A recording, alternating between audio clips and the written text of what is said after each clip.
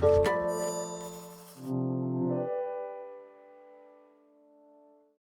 everyone, I'm Paolo Tarantino from Dana-Farber Cancer Institute, and I'm very pleased to chair this program by PeerView on revolutionizing solid tumor treatment, unleashing the potential of antibody-drug conjugates. And I'm joined in this program by an outstanding faculty, and I would love to have each faculty introduce himself. So Dr. Erika Hamilton. Hi, I'm Erica Hamilton. I lead the breast cancer research program at Sarah Cannon Research Institute in Nashville, Tennessee. Happy to join you guys today. Glad to have you here, Erika. Dr. Yelena Janjigian. Hello, my name is Yelena Janjigian. I'm a medical oncologist and chief of GI oncology service at Memorial Sloan Kettering Cancer Center in New York. Thanks for having me, Paolo. So glad to have you with us. And Dr. Antonio Passaro. Hi Paolo, I'm Antonio Passaro. I'm a medical oncologist in the Division of Thoracic Oncology in Milan, Italy. Awesome to have you with us. And we're going to talk today about how to augment knowledge on structure, mechanism of action, efficacy and safety profiles, and evolving roles of ADCs in solid tumors in particular.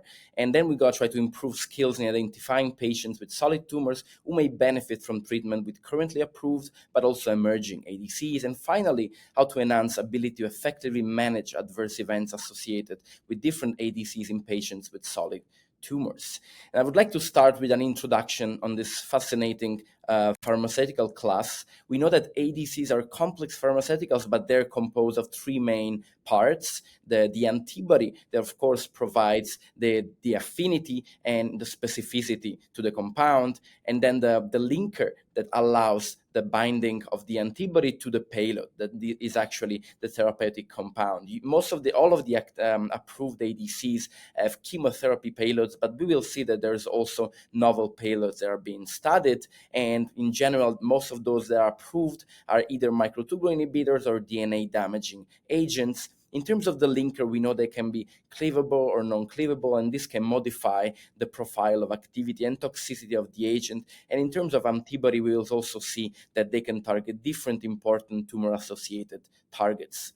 And then there is an important factor related to ADCs, that is the drug-to-antibody ratio, meaning how many molecules of payload are bound to each antibody, and this can also have a major impact on the activity profile and also toxicity profile of the ADC. And the targets. We know there are some characteristics of the target that make some molecules more suitable for targeting with ADCs. We know that functional targets such as HER2 that somehow have also a mitogenic activity can be an important targets that can be utilized for production of ADCs. And then some targets can be shed, and it is also important to remember in certain cases.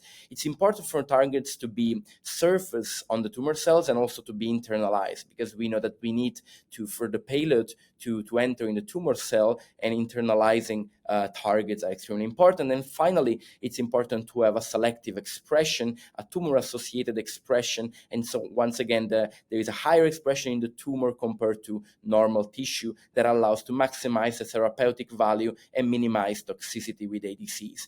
And there are currently 5 targets that are validated for ADC targeting: HER2, TROP2, Nectin-4, tissue factor, and folate receptor alpha, and many more are being studied.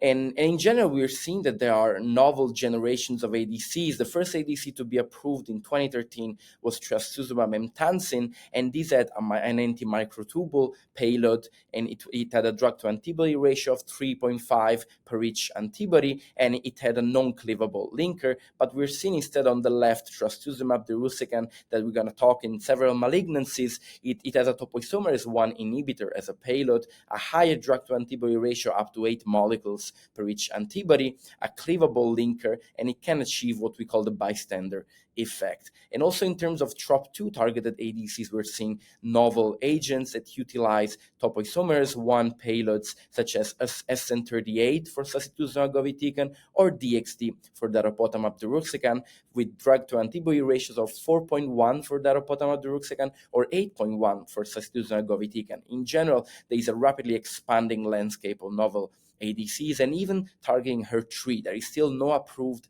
anti-HER3 ADC, but we know that there's patritumab deruxtecan. There is an agent of which we're going to talk today, that is highly potent, has got a drug to antibody ratio of 8 to 1 molecules of DXd per each patritumab antibody, and there's intriguing activity in several tumor types. So right now we have 6 approved ADCs. You see them here, and they're approved for treating several different malignancies, but most of these are being studied in more indications than the ones for which they are approved. And we're going to try to recapitulate the latest data in the field, but I would like just to touch upon the mechanism of action of ADCs. And I think it's important to recognize that ADCs act in many different ways. We know that they can have an immune-related activity that is related to the Fc stimulation of immune cells. They can also disrupt receptor dimerization and activation. For instance, we know that TDM1 or TDXd can bind to HER2 and can have an anti-HER2 activity, just like trastuzumab. But then we know that it's extremely important for these agents to reach the tumor cell and be internalized so they can deliver the payload into the tumor cell. And finally, most of the novel ADCs have got membrane permeable payloads that can also diffuse outside of the targeted cells and reach tumor cells that are nearby, even if they don't express the targeted antigen, what we call, once again, the bystander effect. So they're very complex in the way they work, but in general, what we are seeing across tumor types is that they tend to work better than traditional chemotherapy. And we'll see many examples in the next program. So without further ado, I would like to introduce the first chapter of this program on ADCs, latest updates on ADCs in breast cancer by Dr. Erica Hamilton. Erica, please. So I'm going to go through antibody-drug conjugates in breast cancer. And luckily in breast cancer, we have had these compounds around for quite some time, but there's been some important changes. So let's start with our historical antibody-drug conjugate. This is TDM1, and this was the Amelia trial. This was granted for approval by the FDA really about a decade ago based on a head-to-head comparison in really the third line setting against capecitabine lapatinib. And we can see an improvement from 6.4 up to 9.6 months. We did see some differences with TDM1. It doesn't have a cleavable linker. It doesn't have as much bystander effect, certainly, and it also has a lower DAR. So this brings us to the new antibody-drug conjugates, trastuzumab deruxtecan. On the left on this slide, you see DESTINY-Breast01. This was a phase 2 trial and really was quite shocking at the time with the profound activity that we saw across HER2-positive metastatic disease. This led to approval in very late 2019, and then subsequently on the right, you see how trastuzumab deruxtecan came up into the second-line setting in a head-to-head trial against TDM1, which was our current standard of care in the second line. You see much deeper responses with trastuzumab deruxtecan, and you see a hazard ratio that's really quite impressive of 0.33 with a significant progression-free survival improvement with trastuzumab deruxtecan. This is new data that we saw out of ESMO this year in 2023, and it was a pooled analysis of DESTINY-Breast01, DESTINY-Breast02, which was our third line study, and DESTINY-Breast03 that we just reviewed in the second line, looking at those patients that had brain metastases across these compared to the control arms in both DESTINY-Breast02 and DESTINY-Breast03. We can see here that on the left for trastuzumab deruxtecan that we see intracranial response rates upwards of 40 to 50%. And when we go over on the right and look at the comparator pool, you see response rates depending on whether patients have untreated active brain mets around 12% or treated stable brain mets at 27%. So certainly for those patients with brain metastases, having almost 50% of patients having shrinkage and quite a few of these being complete response is quite provocative. Here we see best percentage change from baseline in the sum of diameters of brain tumors. So you see that these aren't minor responses, they're very deep, and you can see that trastuzumab deruxtecan really is very clearly outperforming the comparator arms, which remember are capecitabine combos in DESTINY-Breast02 and was TDM1 in DESTINY-Breast03. So let's go through DESTINY-Breast04. This was our phase 3 study of trastuzumab deruxtecan versus single agent treatment of physician's choice chemotherapy for those patients that have tumors that would be classified as HER2 low. Now remember that this would include both hormone receptor positive and triple negative as classically defined. These patients had all seen 1 to 2 prior lines of chemotherapy in the metastatic setting. And for our patients that had hormone receptor positive disease, remember that they had already exhausted all of their endocrine therapy. If you look between the blue and orange box, you'll also note that the vast majority of patients in this study did have hormone receptor positive disease, with the minority being classically defined as triple negative. On the left, you can see progression-free survival almost doubling with trastuzumab deruxtecan compared to treatment of physician's choice. And on the right, when we add back in those patients with triple negative disease for all patients, you really don't see the magnitude of benefit shrinking at all. In fact, it looks really quite strong. This led to the approval of trastuzumab deruxtecan for HER2-low metastatic disease in August of 2022. I've had a lot of people ask, well, did we just never look at HER2-low before? And in fact, we did. I remember in a San Antonio auditorium seeing a very large adjuvant trial of trastuzumab compared for those patients that have HER2-low expression, and we saw absolutely no benefit. So really the difference is not that we thought to look at this. The difference is we now have drugs like trastuzumab deruxtecan that can target cells even with very low expression. So let's look at the updated survival results from DESTINY-Breast04. Again, this data was presented at ESMO. You can see progression-free survival in the hormone receptor positive cohort, 4.2 months up to 9.6 months for a hazard ratio of 0.37. And in all comers, the hazard ratio really remains the same at 0.36, with our patients with triple negative being added back in. So let's look specifically at this triple negative cohort because I think it gets a lot of discussion. Certainly it was a minority of patients, less than 100 patients, but when we look on the left at overall survival or on the right at progression-free survival, these patients with triple negative disease are clearly having benefit from trastuzumab deruxtecan. Overall survival essentially improving from 8 months up to almost a year and a half. Overall survival, and progression-free survival on the right, improving from right at about 3 months to over 6 months.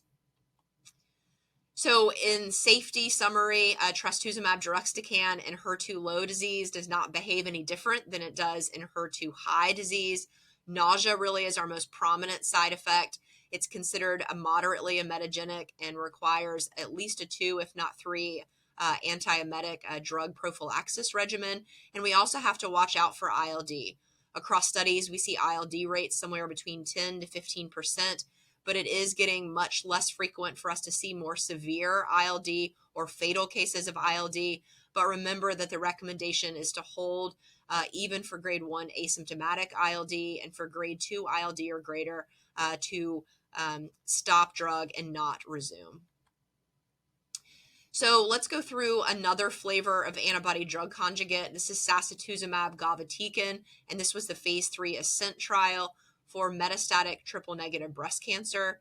So you see this is a very clear design, sacituzumab govitecan. It's given on days 1 and day 8 every 21 days versus physician's choice single-agent chemotherapy. And our choices here were capecitabine, eribulin, gemcitabine, or vinorelbine.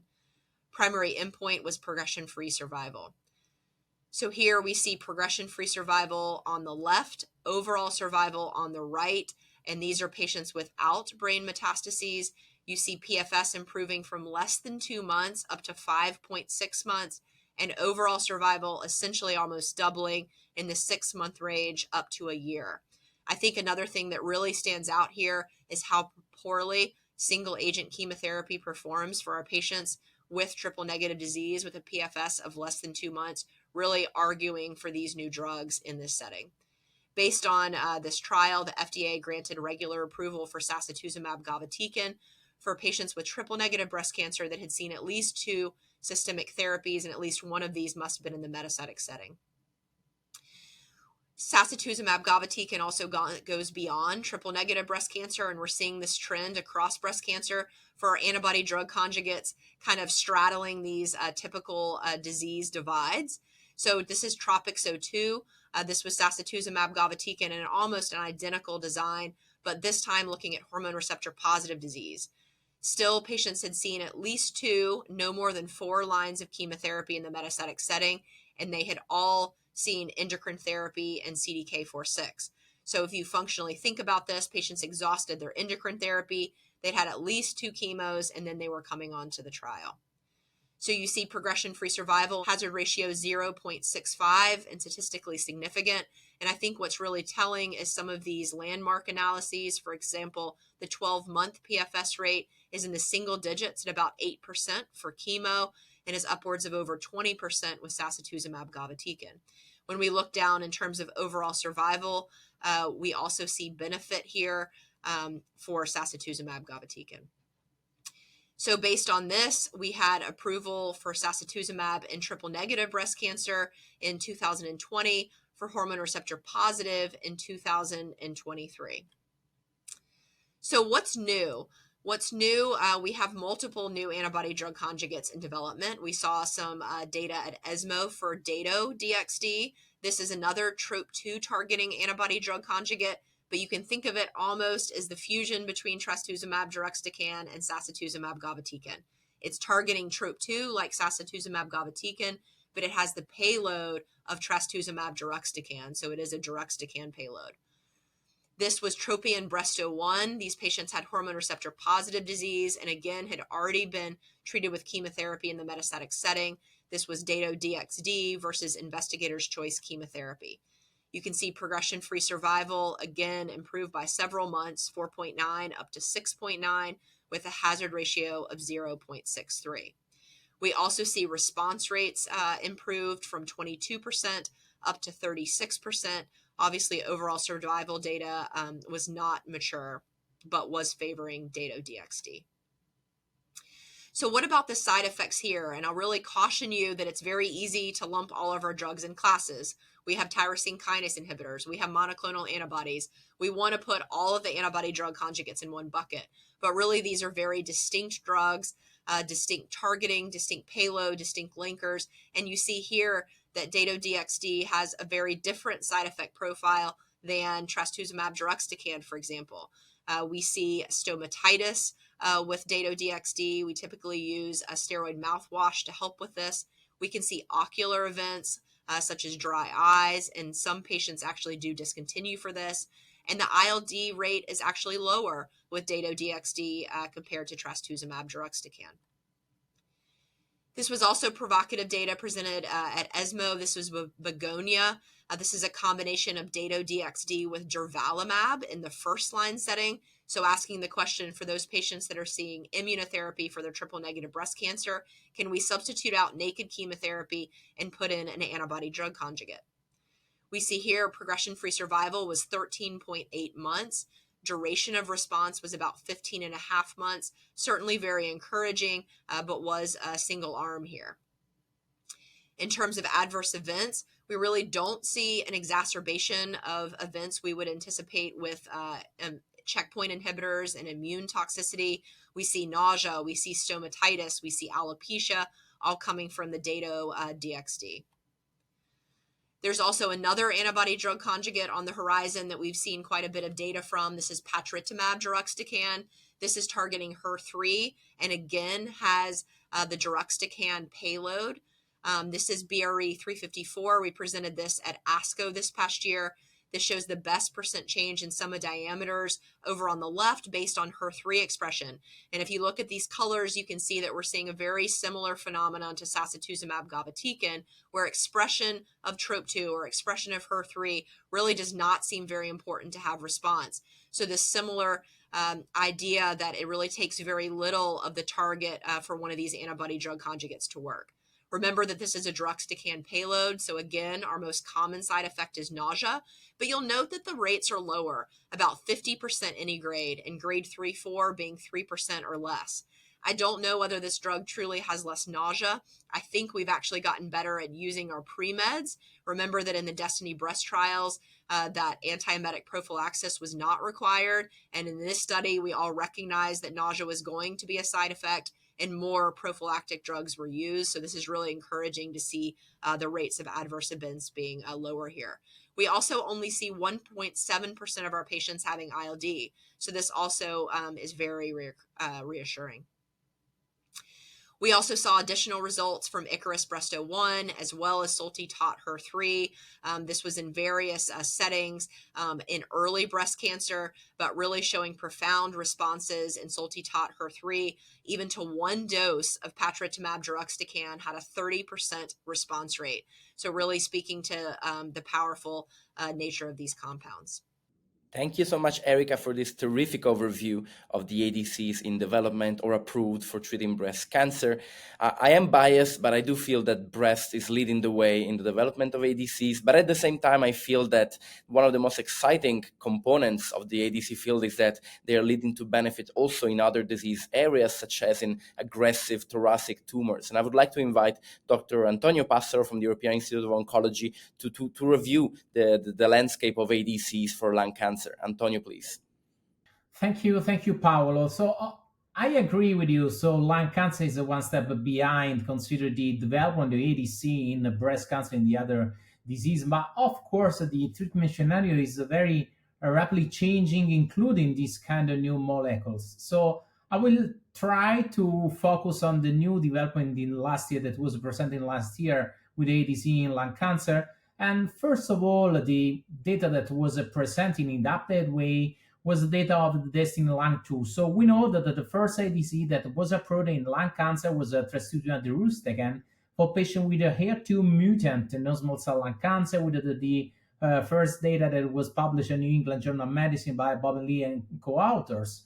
And there we saw that with the dose of 6.4, more or less the overall response rate of 50%, and there was a rate of ILD of 26%. So starting from that point, there was the idea to try to compare two different kind of doses to evaluate efficacy and safety in particular settings. So at the DESTINY-Lung 2 was a trial, randomized trial to evaluate two different doses, 5.4 and 6.44 trastuzumab deruxtecan in patients with metastatic HER2 mutant non-small cell lung cancer. So we can see from key eligibility criteria that the patient was allowed to receive in the past, also including treatment with chemotherapy and immune checkpoint inhibitors with the EGA performance status 0-1.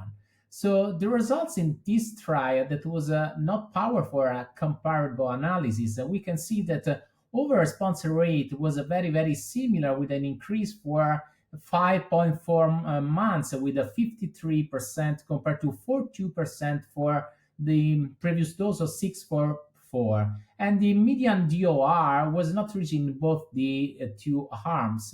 This data was very interesting also when we focus on the treatment dose that was related to the drug-related ILD. And here we can see that for those patients that received the 5.4 milligram per kilo dose, the incidence of ILD was significantly lower compared to the dose of 6.4.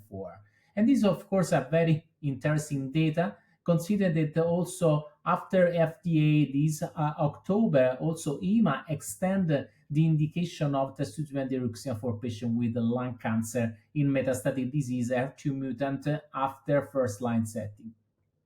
Moving forward, we can see that I think that this is one of the most interesting data that was published for the subgroups of patients with HER2 mutant disease. In this update analysis that was presented by Pasijani in Singapore, we can see that the activity or trastuzumab deruxtecan in both the doses was independent from the kind of treatment that was received before, also tyrosine kinase inhibitors, for the present or not of the amplification, because here, of course, we are focusing only for patients with HER2 mutant disease. And this data, of course, push this drug in the clinical setting. So looking forward, at the present time, we have a lot of data, preliminary data, in many different settings with a different kind of ADC, and I would like to discuss with you only the major advances that we present in the last 2 years in this particular setting.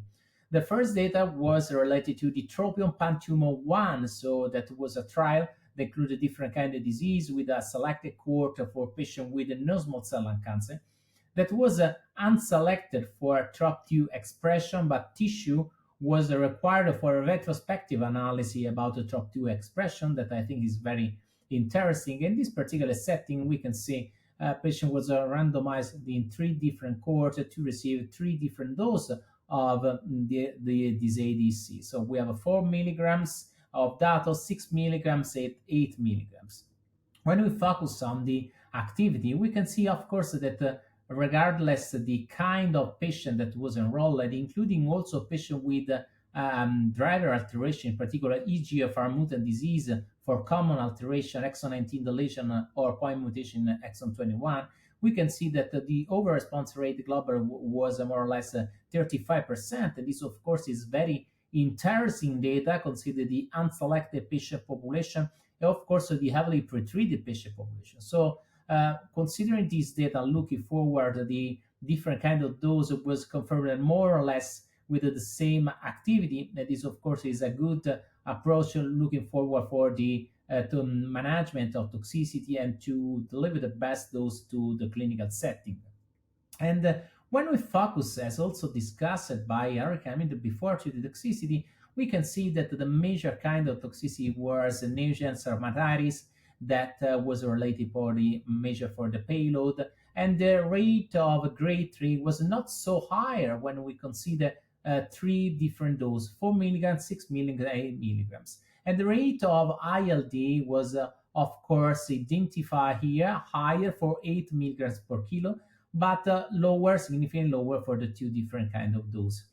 And in the same kind of the program for the TROP expression, so using Dato, we can see that also this year was presented the data of a TROPION-Lung 2 study that evaluated always patients with advanced metastatic non-small cell lung cancer that receive or not receive first-line treatment. And here we can see data for a patient that was candidate to receive a triplet with the carboplatin, pemetrexed, immune checkpoint inhibitor. So very interesting data. So and the results that of course are preliminary for all patients and for focus for patients with the first line setting, we can see an over response rate in first line setting overall of 50% with a doublet and 57% with a triplet. So these data are preliminary, but are very interesting and move also our attention to other kind of groups. For example, here we have the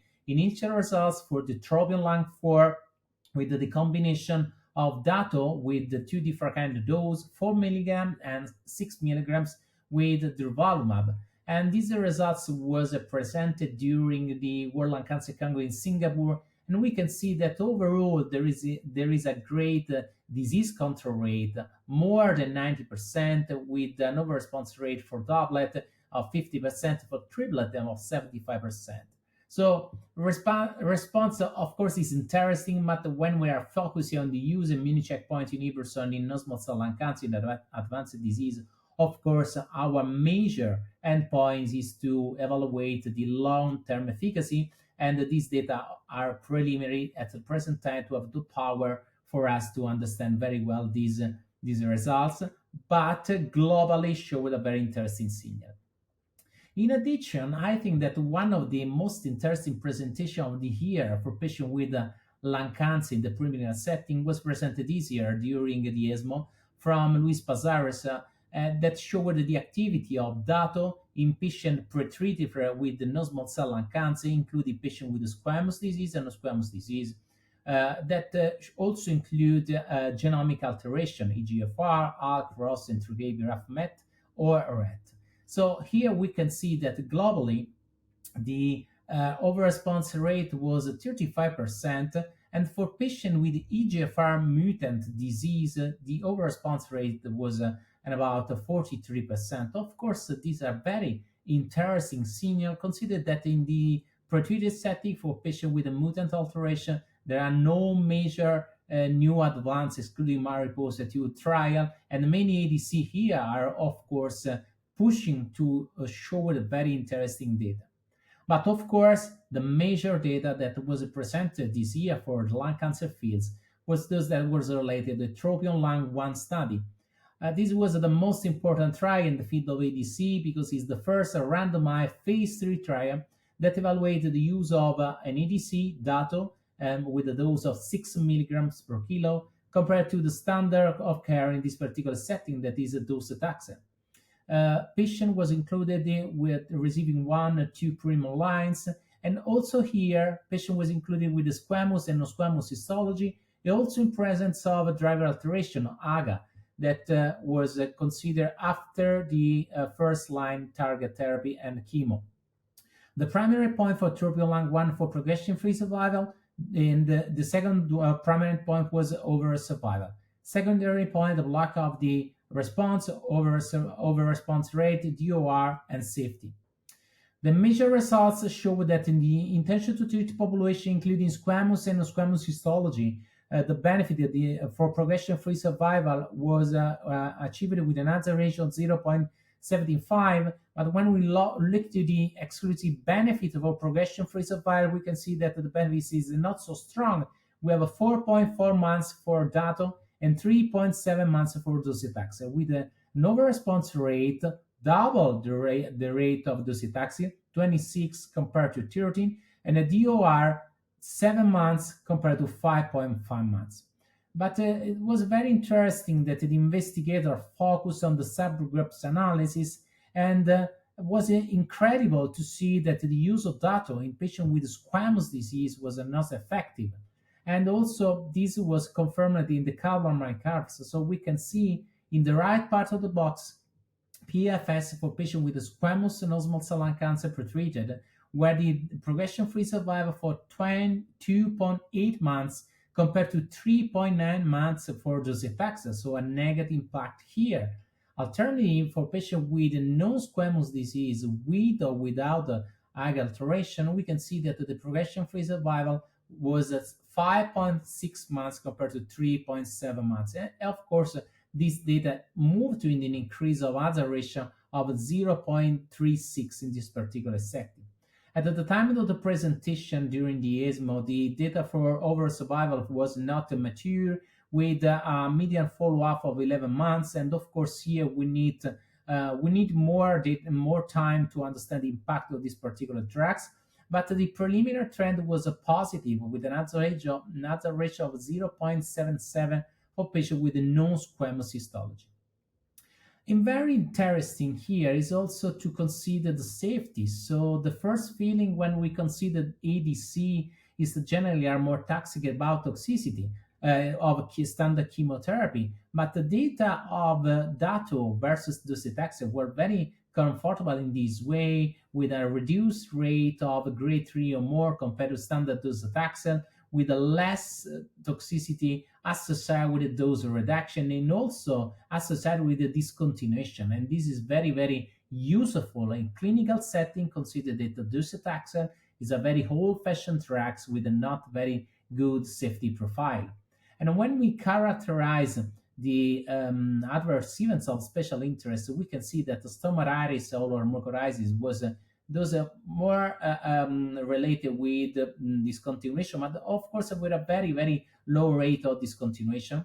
Dry eyes was very common for patients that receive Dato, and there was no other major toxicity that was related here. But there was a very interesting thing, of course, confirmed that some patients developed ILD, and ILD, of course, is one of the major toxicity that we are focusing on to improve in a significant way in the clinical setting. Moving forward to other kind of drugs, we can see that as discussed in the previous talk in the breast cancer, also sacituzumab govitecan, one of the most interesting ADC in the field of non-small cell lung cancer. Also in this trial, the sacituzumab govitecan was evaluated in patients with advanced non-small cell lung cancer after first-line setting in the relapsed disease, and the patient was unselected for TROP2 expression, but also in this trial, tissue were requested for a retrospective analysis evaluating TROP2 by immunochemistry. And the first results, in my opinion, was not very strong, because we can see that in the cohort of a patient with a non-small cell lung cancer, the overall response rate was 60.7%, with a median progression-free survival of 5.4 months. Of course, data interesting to move in the development, and now there is a phase 3 trial ongoing in this particular setting compared to docetaxel that maybe will be able to see in the next year of presentation. And when we focus also in the toxicity, we can see generalized toxicity are very common for related to sacidusio gravidian, nausea, diarrhea, fatigue, and alopecia was the first four as an incidence safety analysis for these particularly drugs that showed a very low rate of grade 3 and 4. Moving forward, also for these kind of drugs, at present time there are many trials ongoing to evaluate the combination with immune checkpoint inhibitors according to the histology, squamous and non-squamous. And here in the HAVOC2 trial that was presented this preliminary analysis during the World Lung Cancer Congress in Singapore, we can see that the combination in patients with PD-L1 more than 50% achieve over response rate of 69%. In patient with less than 50% of PD-L1, he had a over response rate of 44%. So of course, these are preliminary data, interesting the field, interesting for efficacy, but we need, of course, to balance this with the safety. And of course, here we need to wait as for the TROPION study and more follow-up and long-term efficacy, considering that the standard of care, chemo plus IO or IO alone for patients with more than 50% of PD-L1 is very, very effective, considering the long-term survival. And the one of the last block of the presentation, I think, is the most interesting. So, as I discussed also in the presentation by Paolo, one of the most attractive ADC at the present time is patritumab deruxtecan. Is an anti-HER3 drug that is crucial for patients with EGFR mutant non-small cell lung cancer. So we know that HER3 is a wide expressed in patients with non-small cell lung cancer, in particular with EGFR alteration. And then the DESTINY-Lung 1 was evaluated the activity of patritumab deruxtecan in patient that was pretreated with EGFR tyrosine kinase inhibitor as a platinum-based chemotherapy. The results was very interesting when we focus on the over response rate, consider that this is a third line in a setting where only docetaxel is the standard with a more or less 30% of over response rate, but showing a very interesting progression-free survival of 5.5 months with the initial data of over survival 11 months. These data achieve, in my opinion, a very interesting impact when we focus also patients with brain metastasis. We know that patients with EGFR alteration are very common to develop brain metastasis during the natural history of disease. And here the investigators show that the patient with brain metastasis achieve more or less the same efficacy with those without brain metastasis. And this is very interesting.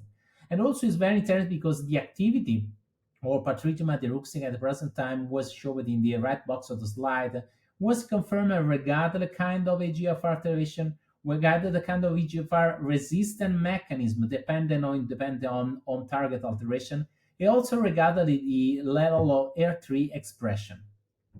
And here we can see that an investigator show whether the activity on the brain for those the patient that receive patritumab deruxtecan. Of course, these are preliminary data, and at the present time there is one of major trial in the field of lung cancer that are evaluating the use of patritumab versus platinum-based chemotherapy in EGFR positive non-small cell lung cancer. That is the trial DESTINY-Lung 2 that was confirmed also because the safety of these drugs was very comfortable. So we can see that generally the rate of the toxicity is related to grade 1, grade 2, and the most common was nausea and thrombocytopenia. That was no clinical impact for this particular setting.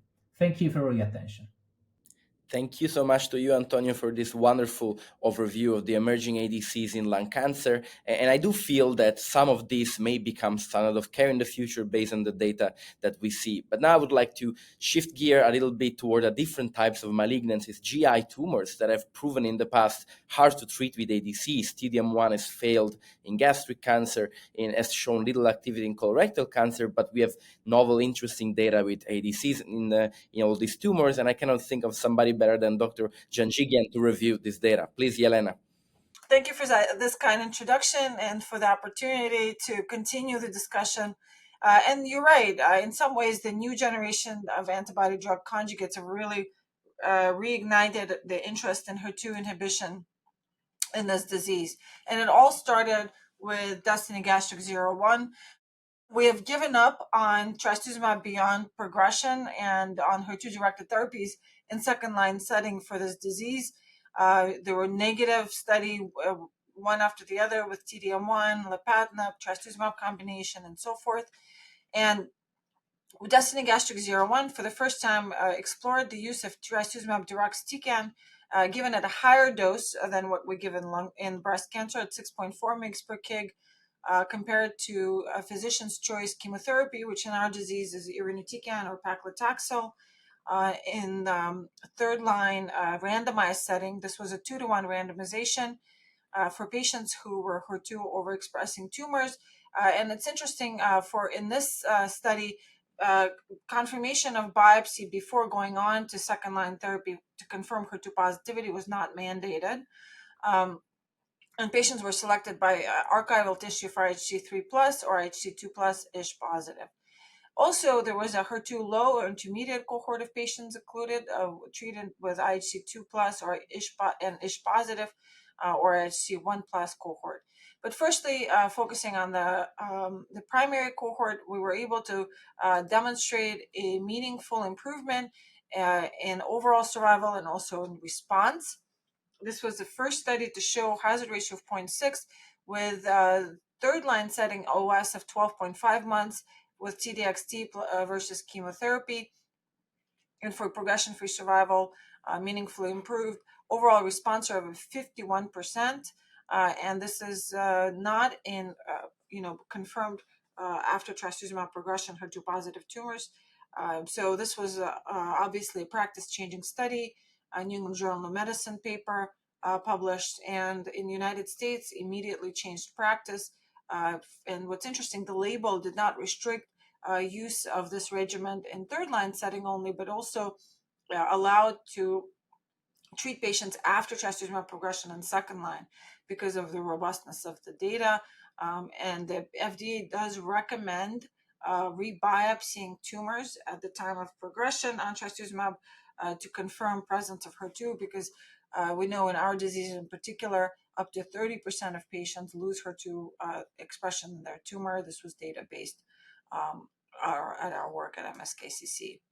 So what do we know about trastuzumab deruxtecan? Certainly it works in third line setting, and we didn't think a randomized study would accrue well in the United States, so we did a small single arm study. This was a relatively large study. Almost 80 patients were treated globally in different sites in the United States and Europe. And then this study was slightly different, where we mandated a pre-treatment biopsy before the patient went on and a central confirmation of HER2 after progression of trastuzumab-based therapy. And what we demonstrated, again, is a very similar response rate, even in second-line setting, a 42% response rate in second-line setting with a median duration of response of 10.2 months. Progression-free survival very similar in second line as it was in third line, highlighting the importance of disease biology and the differences in outcomes in East versus West. To me, this is not surprising. There's a similar cohort of patients that respond to TDXd, whether or not it's in second line and third line. The benefit of doing it in second line and earlier is obviously you avoid attrition, because as you progress on many lines of therapy, we lose more and more patients. Our patients in GI malignancies are not as fit as breast cancer patients, so they don't receive as many treatments and many lines. So DESTINY-Gastric 02, essentially, this was a Lancet Oncology paper, confirmed the findings from DESTINY-Gastric 03.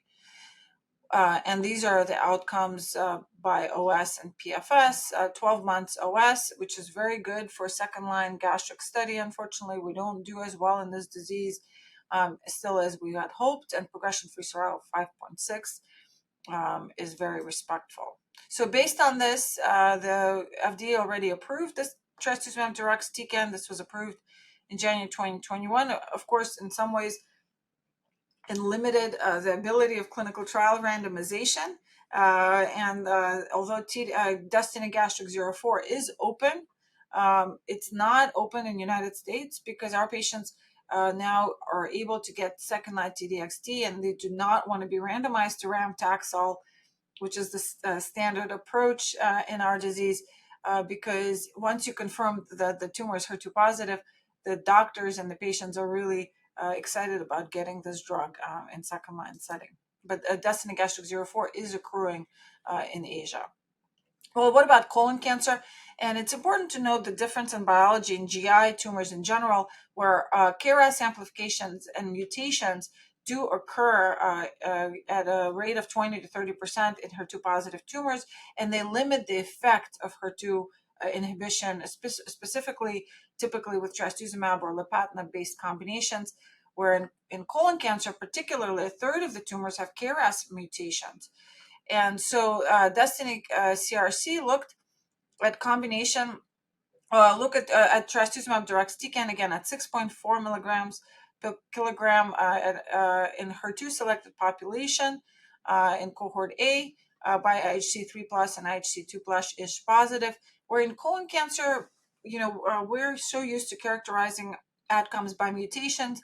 Overexpression of HER2 until recently has not been widely accepted, but now is done at least in academic institutions, but not in all centers. And in cohort B here again, it's HER2 low expressing tumors. So what is Destiny Colorectal 01 showed?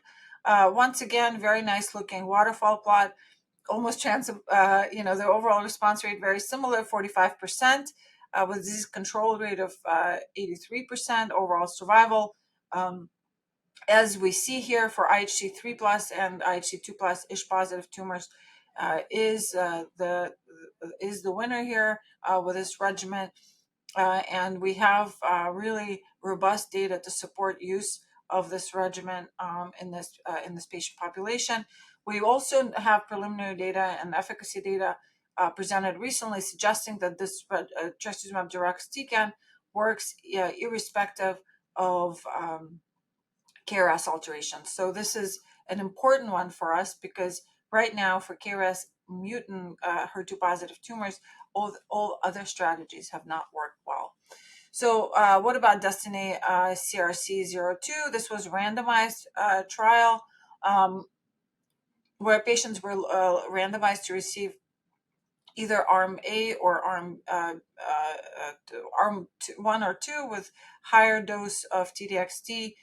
We know that TDXd is associated with interstitial lung disease in colon cancer and in gastric cancer. Not so much, has not been as big of a signal as in lung and breast, where the tumors are patients are more heavily pretreated.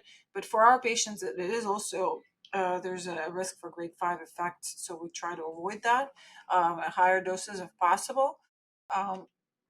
And here are the efficacy results, looking at whether or not we do need a higher dose of therapy, and the data suggests that we may not, right? So for total response rate is very similar. Median duration of response actually for the stage 1 patients was the highest in this cohort of 5.4 mg per kg given every 3 weeks.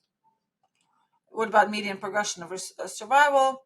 Median progression-free survival is 5.8 months, which again for our cohort of patients is not unreasonable. It's actually good, and so this drug definitely has efficacy both with response and durability of response. Median overall survival of 13.4 months. So in the 02 data really showed us that anti-tumor activity is observed at both doses, and so pointing to the fact that perhaps as we're moving toward combined blockade in these patients to help augment HER2, especially when it's in conjunction with other oncogenic drivers, perhaps we could go with lower dose of TDXd. And the RAS status, this is where we're particularly interested in seeing. So the objective response rate was observed in patients with KRAS mutant tumors, which is really, really exciting to see biologically for our patients, because that's a typically very aggressive disease biology. Treatment-related adverse events, and I think what many doctors and oncologists and patients forget, this is chemotherapy. So the side effect profile is related mostly to chemotherapy. For our disease, it's diarrhea, nausea, neutropenia, and certainly immune-related interstitial lung disease is something to consider. So that's an exciting opportunity for our treatment landscape, and it continues to evolve. Thank you so much for this terrific summary of the activity of ADCs in gastrointestinal malignancies. So great to see that they're starting to be even approved. Although it's interesting that they have like different doses for gastric and colorectal, that we're starting to see randomized trials. And I do think that this is the way forward to try to understand how to utilize ADCs. So I would like to utilize the last few minutes of this program to kind of review pan-tumor opportunities of utilizing ADCs to treat cancer patients and also some future directions. So I think one very interesting trial that was presented this year and published recently on JCO is the DESTINY-PanTumor 02, that despite the name was the first of the two pan-tumor trials to be presented.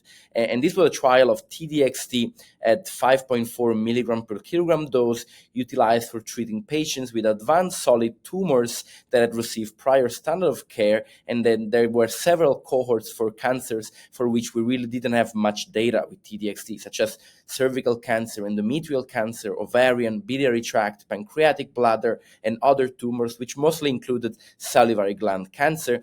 And this was first presented by Funda Bernstam at ASCO this year, and then updated with survival data at ESMO a few days ago. And so what we can see is that the objective response rate with TDXd among patients with solid tumors that express HER2 at an immunohistochemical score of 2+ or 3+ was overall 37%. This is the last row in blue that you can see. But what was very intriguing was that TDXd achieved a much higher activity in patients with diseases that had 3+ HER2 immunohistochemical staining compared to 2+. And this was seen across diseases. You can see in cervical cancer, the overall response rate is 50%, but if you look at the 3+ cohort, you have up to 75%. Same for endometrial cancer, where in the 3+ cohort, you have up to 84% objective response rate, and you can see this pattern across tumors. Unfortunately, only in pancreatic cancer, one of the hardest to treat cancer out there, we still don't see enough activity, not even with TDXd. In terms of durational response, this was approximately 1 year across the overall study, but up to 22 months in the IHC 3+ cohort. And as I mentioned at ESMO, there was an updated analysis of progression-free survival and overall survival. And once again, you can see that PFS was increased in the 3+ cohort, more or less 12 months, and slightly shorter for 2+, 5 months. Whereas in terms of overall survival, also you can see an increased overall survival in IHC 3+ cohorts up to 21 months compared to 12 months in the 2+. And of course, this was an all-randomized study, so it's hard to dissect the prognostic effect of the biomarker from the activity of the drug. But I think response rate really tells us that TDXd works so much better in tumors that express a high level of HER2 with immunohistochemistry compared to 2+. And in terms of safety, we have seen now several studies, and in general, just like we've seen in gastrointestinal tumors, lung tumors, breast cancer, the main side effect with TDXd is really nausea, fatigue, neutropenia. They are kind of related to the topoisomerase 1 payload. But we know that also interstitial lung disease is a key adverse event observed in approximately 10 to 15% of the patients, and in the pan-tumor 02, there were 3 grade 5 events, 1.1%. Unfortunately, moving on to DESTINY-PanTumor 01, this was slightly different. Instead of looking at TDXd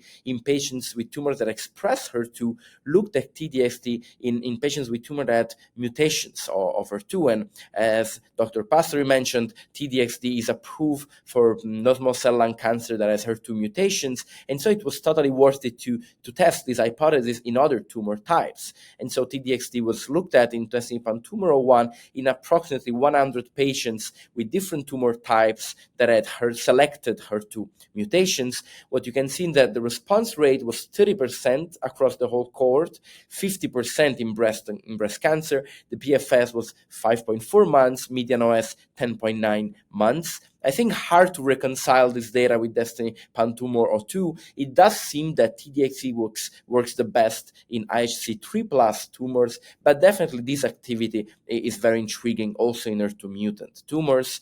Duration of response was prolonged. 54% of the responders remain in response at 18 months. So we know that responses can be very durable with this agent.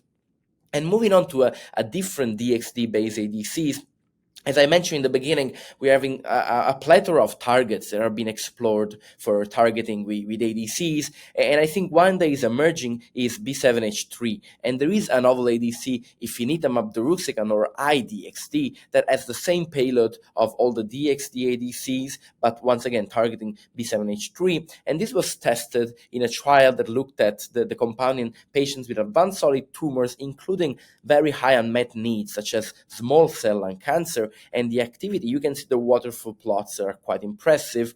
In patients with pretreated metastatic small cell lung cancer, the response rate was 52%. And the response rate was also intriguing in metastatic castration-resistant prostate cancer, up to 25%, in squamous cell esophageal cancer, and non-small cell lung cancer. So we're seeing that ADCs can really expand their reach across tumor types. And probably one of the most interesting presentation of ESMO a few days ago was the double antibody-drug conjugate trial that was led by Dana-Farber, and that looked for the first time at the utilization of two different ADCs with different payloads, with a topoisomerase 1 and a microtubule inhibitor payload utilized together to treat patients with metastatic urothelial cancer that had previously been pretreated. So a very high unmet need. We know how aggressive metastatic urothelial cancer is, and in this setting, utilizing sacituzumab govitecan plus enfortumab vedotin led to up to 70% response rate. Once again, the waterfall plot that you can see down there on the left is very intriguing at different dose levels. And there were toxicities, of course. Neutropenia was the key toxicity, and there was growth factor support that was needed in this trial. There was one death related to interstitial lung disease. And I do think that we need to optimize the safety profile of these agents, but really an interesting proof of concept study.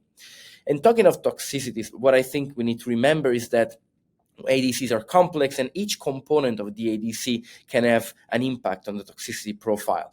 The linker stability is key because less stable linkers lead to easier the conjugation of the payload and some more chemotherapy-related side effect. But even extremely stable ADCs can lead to unintended toxicity. So in general, the balance of the stability of the linker is key. And then the antibody also can cause specific toxicities. We know that patients that receive TDXd or TDM1 can have cardiotoxicity. It's very rare, less than 5%, and usually low grade, but it's interesting to see that you can still see toxicities related to the antibody. TROP2 targeted ADCs can also cause rash and mucositis. Nectin-4 related targeting ADCs, dysgeusia and rash. In general, you do see some toxicities related to a target, but finally, probably the most important part relating to a toxicity is the payload. And so we know that microtubule inhibiting payload usually cause more peripheral neuropathy compared, for instance, to topoisomerase 1 inhibitors that mostly cause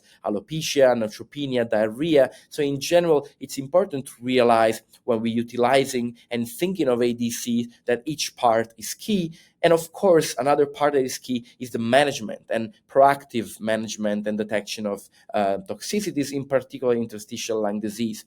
We're seeing some fatal cases of this side effect. And I think the 5S rules can really help memorizing a way to proactively manage this side effect. It's important to screen the patients, understand what is the baseline risk of ILD, adapting the scanning, the second S, based on the profile of the patient. And I think with TDXd in particular, but also Dato-DXd and other DXd payloads, in ADCs, we need to scan the patients every 6 to 12 weeks, no more than that, in order to be able to capture ILD at low grades. And then synergy, it's important whenever you suspect ILD, and even before, to establish a teamwork with radiologists, pulmonologists, and all the care team, suspending treatment with the ADC whenever ILD is suspected. And then the mainstay of treatment for interstitial lung disease is steroids. Utilize at different doses and schedules depending on the grade, but it's always important to remember that steroids need to be used in case of grade 1, 2, 3, or 4 ILD. And then in the future, I think we can do better. We can do better in many ways. We are seeing already dose optimization strategies that are allowing us to find the right dose for each indication. For instance, in lung cancer, in colorectal cancer, randomized studies helping us to understand the best dose. Drug engineering, finding a way to avoid early deconjugation of the payload, to optimize the safety profile. Pharmacogenomics, we know, for instance, that sacituzumab govitecan causes a higher rate of diarrhea and neutropenia in patients that have deleterious alleles of UGT1A1, and we are learning more and more about pharmacogenomic and their implication in toxicity of ADCs. And finally, diagnostic tools. We're studying if the wearable tools can be utilized to detect ILD and other toxicities in an early manner. Beyond these, of course, we really want safe ADCs, but we also want more active ADCs. And I think many strategies are being studied utilizing bispecific antibodies or masked antibodies, changing the linker, utilizing the ADC, and utilizing site-specific linkers that allow us to link a predictable amount of chemotherapy with each antibody. And finally, innovations in the payload. As I mentioned in the beginning, where all of the approved ADCs utilize chemotherapy as a payload, but I think it's intriguing to think that we may actually deliver immune-active molecules in the tumor microenvironment, radionuclides, and even dual payloads. We can have two different payloads in the same ADCs. And so I do think that we recently moved from the first generation of ADCs, such as TDM1, to a new generation that is definitely more active. But I think there is still a newer generation waiting for us in the future that is hopefully more active, but also safer.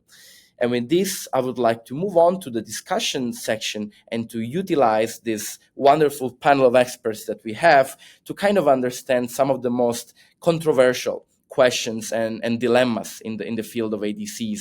And I would like to start from Dr. Erica Hamilton by asking two important questions. First of all, in breast oncology, we're starting to have several ADCs approved, or they're coming on the horizon. And so how are we going to sequence these agents? What is going to help us? And then I would like also a comment on the toxicity profile, because you mentioned that, of course, we're getting better. We're seeing less toxicities in the newer trials of ADCs. And I would like to know from you, why do you think that's the case? Are we getting better at that, or is there any other factor that is improving the toxicity profile of ADCs? Yeah, so I think your first question is a great one, and it's the million or maybe $1 billion question about sequencing. I don't think we have the definitive answer. Right now, the data we have shows that single agent chemotherapy in these settings have a progression-free survival of less than 2 months. And really, regardless of the ADC that we discuss, they have all beaten standard chemotherapy. So in the absence of showing us that ADC after ADC is not the thing to do, I am doing that. We have some preliminary data out of ASCO showing us that perhaps changing the target is more important than changing the payload. So, for example, moving from HER2 to TROP2 to maybe HER3, that is a little bit more important than the payload.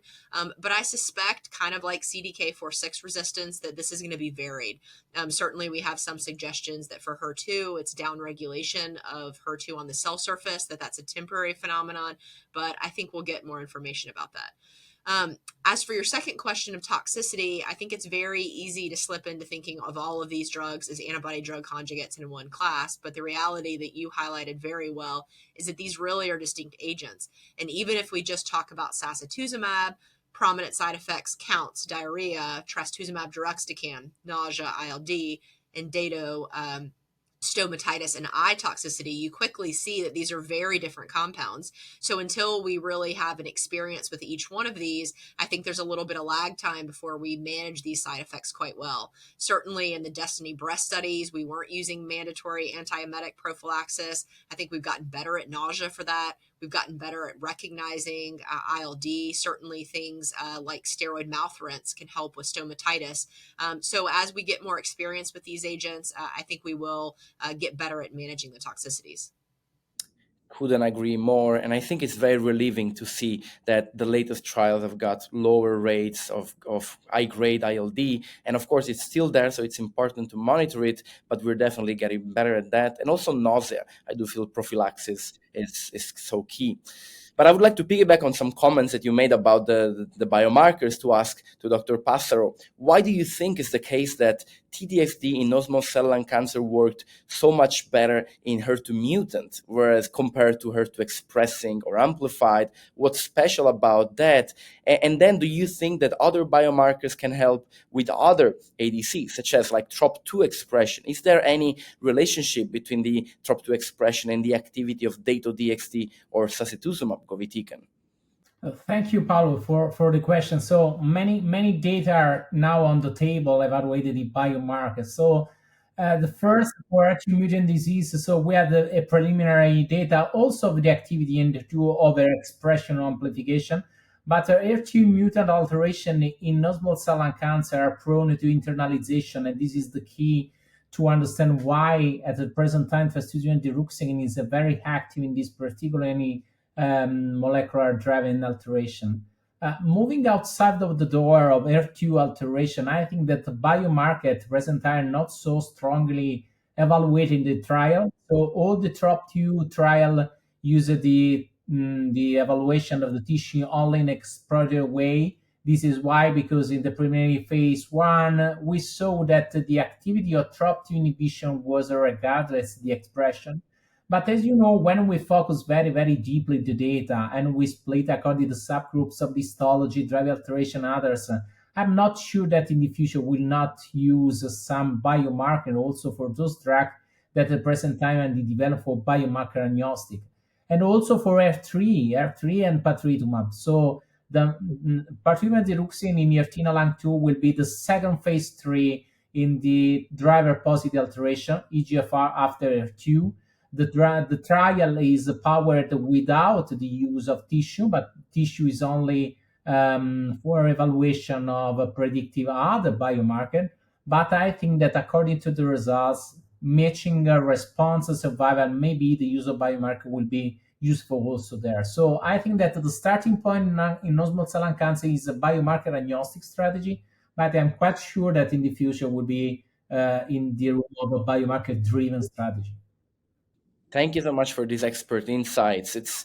I would say it's quite mysterious because we do see that the target matters, but at the same time, probably we don't have yet the right tools for looking at these biomarkers. And I do feel that we need more research in the field of biomarkers in order to tailor the use of so many ADCs that we're having and adapt sequencing strategies. So interesting to see the different ways that these ADCs get into development in different disease states.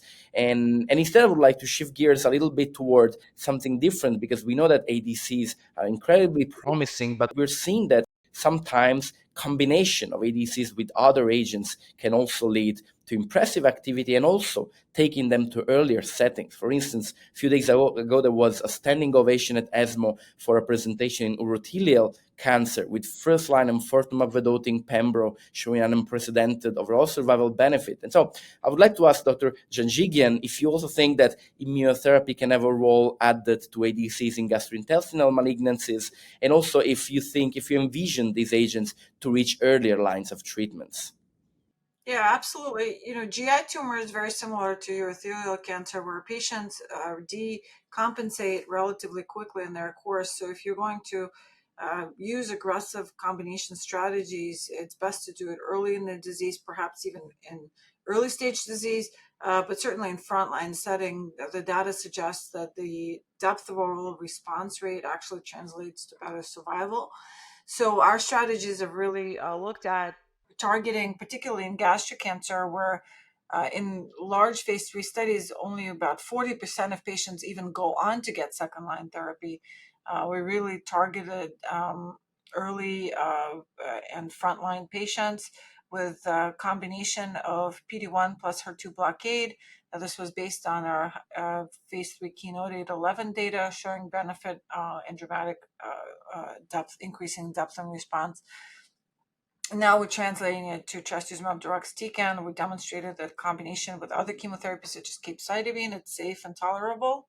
That's capecitabine is the backbone of all GI cancers and is very effective chemotherapy. And then we adding pembrolizumab and other PD-1 therapies because preclinically there is synergy demonstrating with ADCC effect of TDXd and immune checkpoint blockade together.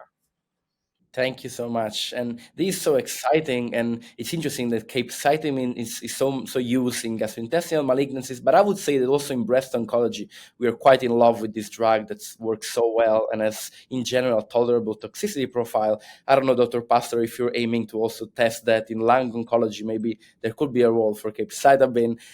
But in general, I feel it's so exciting to see the leaders in the field discussing in each different solid tumor type that ADCs are bringing clinical benefits. And I feel, of course, we are at the beginning of this era. We're seeing innovations in the way these ADCs are designed, in the way they are combined with novel drugs, and so many phase 3 trials are ongoing that I do feel that in the next year or maybe 2 or 3 years, we're seeing many different changes in practice, which will require, of course, from our side, adaptation and training also in order to manage side effects in the best possible way. But I do feel this is one of the most exciting fields in drug development right now, and I feel lucky to have this wonderful panel to discuss this. Thank you all really for your expert insights, for this discussion, Dr. Hamilton, Pastor, and Janjigian. This was a wonderful program, and thank you also to PeerView for sponsoring this program. This activity is certified by PVI, PeerView Institute for Medical Education. Remember to download the slides.